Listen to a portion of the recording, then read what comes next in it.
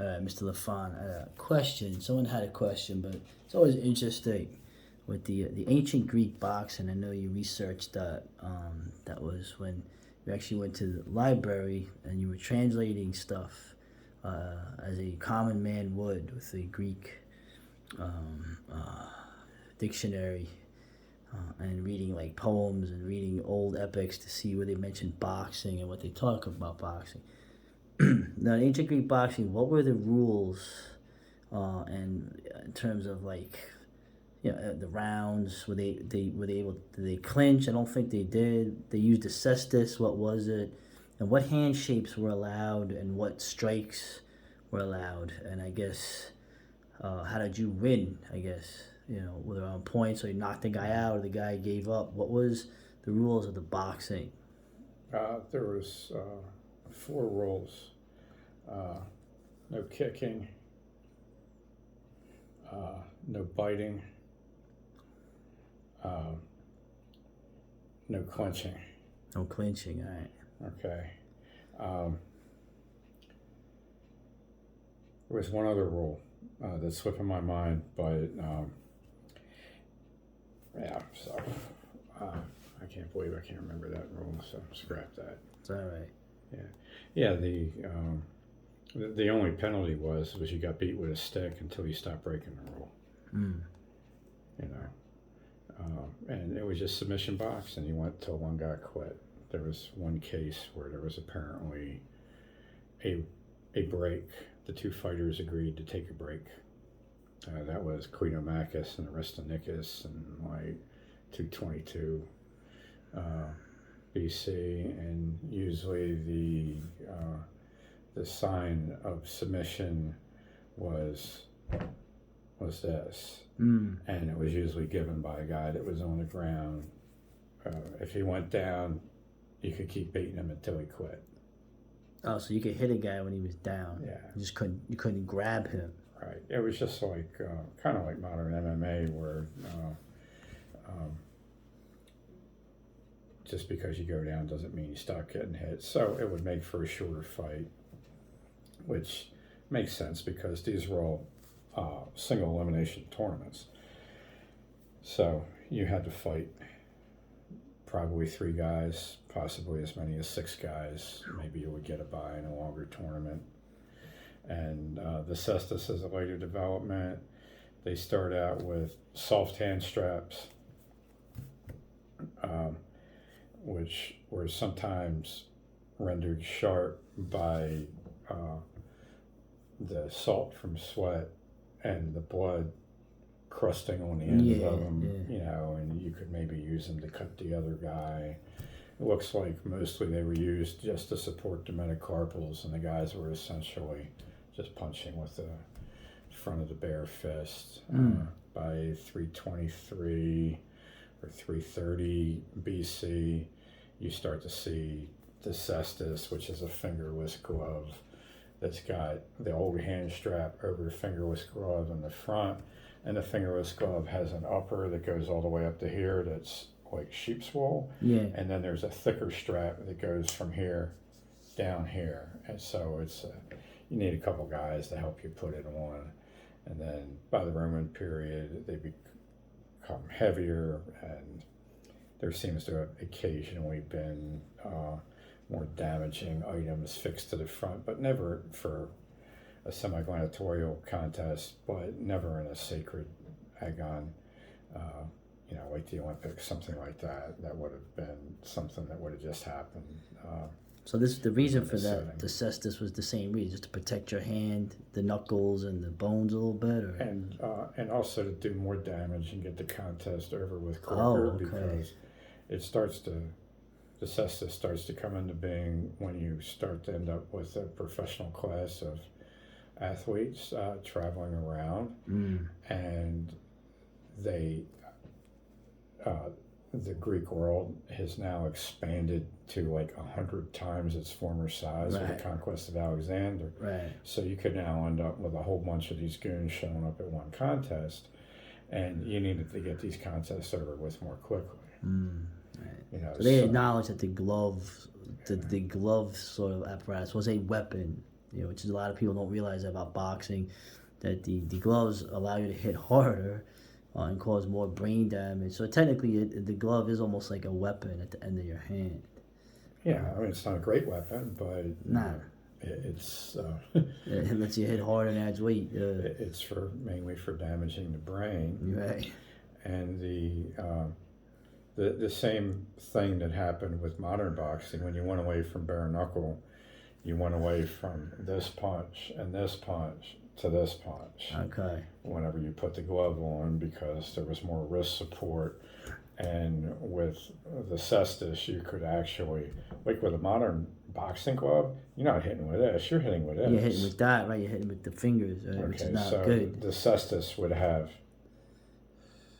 a built-up ridge of leather out here that it would be hitting with. So it made it similar to a modern boxing glove, just more damaging. Okay. So it's going to get things. The modern boxing glove did not reduce the length of bouts like the Cestus did. Okay. Now, the strikes, obviously, the punches of boxing today, they all did uppercuts, hooks. I don't know. I guess the concept of the jab really comes out of what sword play, but I assume that a lead hand punch was done. Is this true? Do they have sort of a jab as a range finder? Yes, and most of the jabs were thumb up, just like in bare knuckle boxing. In a later period, when the Cestus comes in, you see them turning it over, although there is one illustration of Apollo from the Temple of Olympia punching a centaur with a turned over fist. There's also a picture of a Lapith punching a centaur with a turned over fist from before the Cestus period. So it was a blow that was known, but bare knuckle guys knew this blow too. It just wasn't the standard thing that you did all the time. You did this more often because it protected your thumb from getting caught going through his guard. You have this to the eye. You weren't allowed to dig the eye out, but you were allowed to spear the eye. You had open, so you could hit with an open hand.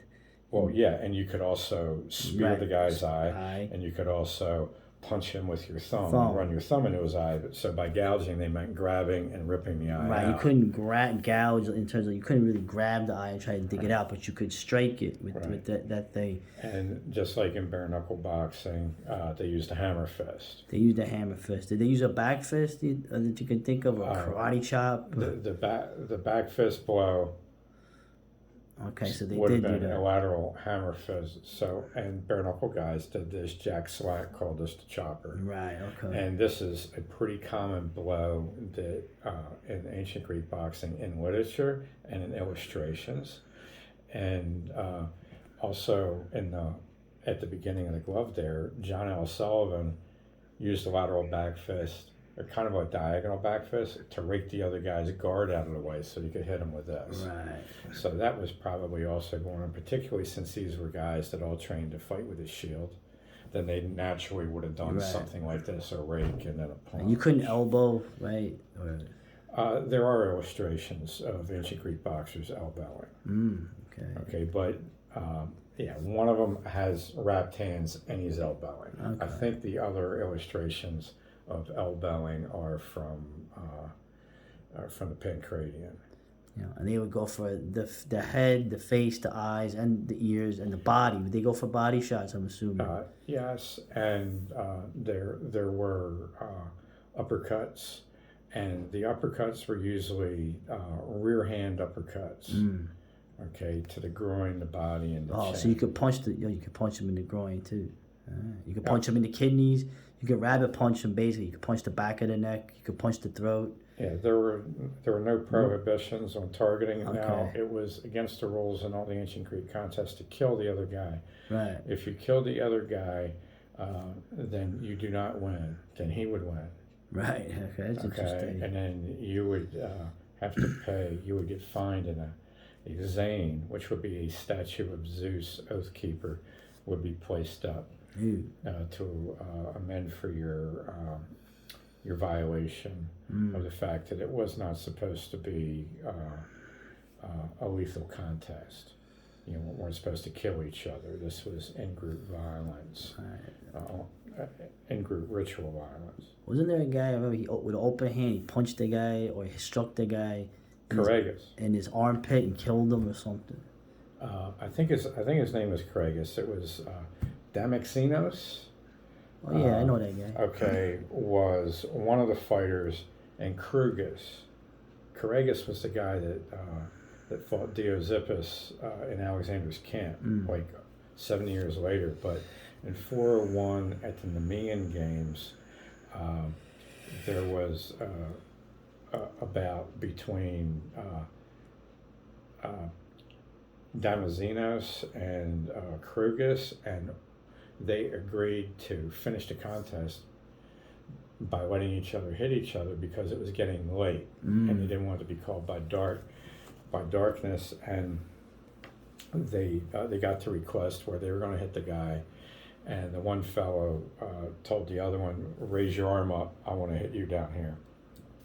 And the guy had sharpened fingernails, and he supposedly did like a kung fu type thing where he actually penetrated the guy's abdomen and killed him. Ooh. And I forget what the outcome on this contest was, but I don't think it was rewarded with victory. Nah, and I guess I guess we can't really know that if they had any combinations. You can assume that they would have weapons. They would have combinations. Why wouldn't they do it with their hands? Right? Even Plato talks about throwing combinations. Oh, okay. And there's a lot of literature descriptions of rapid punches thrown in combination from the shoulder, in the Iliad, in the Odyssey, and in Jason and the Argonauts, the Argonautica, and in the siege of Troy by Quintus Smyrnius in 400 AD, the quick play of cunning hands. Interesting. All right, so that's pretty good. That's a good overview of it. It's interesting. Sorry, I can't remember the fourth rule in boxing. No grappling, no kicking, no biting.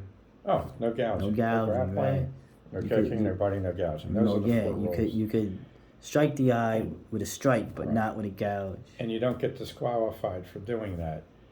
The judge whoops your ass. Beats you with a stick until you stop doing it. There you go. Okay. That's good. All right, man. Interesting. So I think I saw a video. Maybe if I find a link to it, of guys. I think it was somewhere in Europe recreating the rules, and you can see they're not clinching. They got the Cestus. They're going for shots. And I think there's a dude there with a stick too, but I gotta check it out again. I'm gonna look for it and I'll link it to this video. Okay. All right, man. Thanks. The professor.